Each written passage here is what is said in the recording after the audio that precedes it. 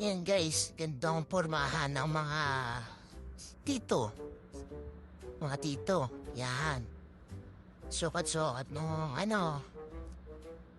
mga wacho. Ay, kaganda.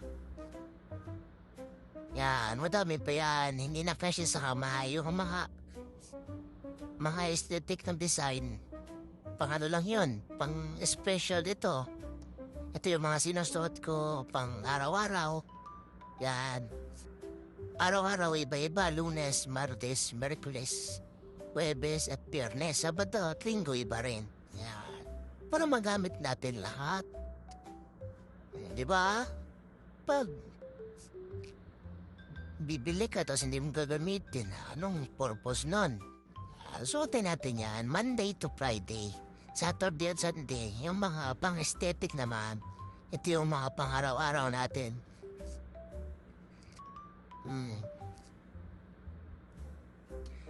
Mga pang-araw-araw natin yan.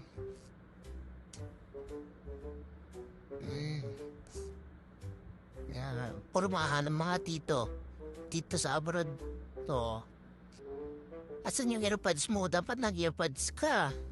Walang earpods. Diba? Sheesh.